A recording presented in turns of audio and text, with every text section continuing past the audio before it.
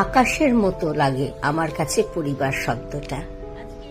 কারণ আমি আমার গুরুদেবের কথা অনুযায়ী একটা লাইন খুব মেনে চলি, সেটা হলো আত্মার সম্পর্ক আত্মীয়, রক্তের সম্পর্ক নয়।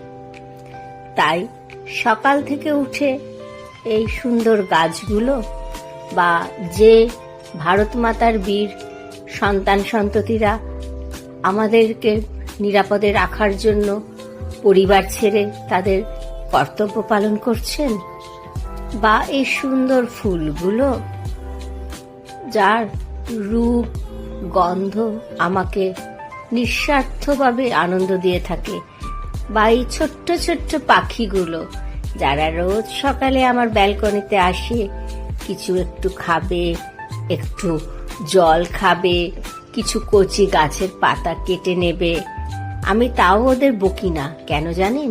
ওরা যে আমায় নিঃস্বার্থভাবে ভালোবাসা দেয়। আর আমার এই কুটুস সোনা যে আজ পৃথিবীতে না থেকেও আমার পরিবারের অবিচ্ছেদ্য অঙ্গ, মা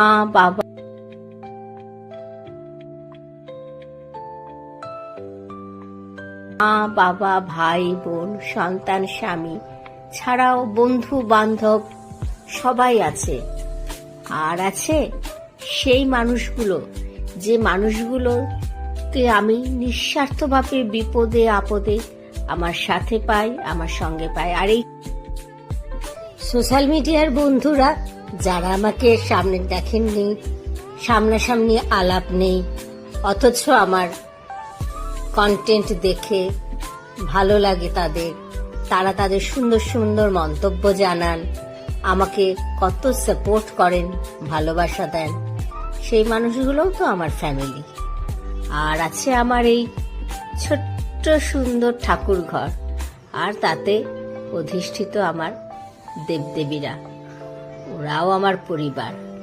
কারণ ওদের সাথে তো আমার রোজ দেখা হয়, রোজ কথা হয়, আর রোজ সুখ দুঃখ ভাগ আমি ওদের সাথেই করি।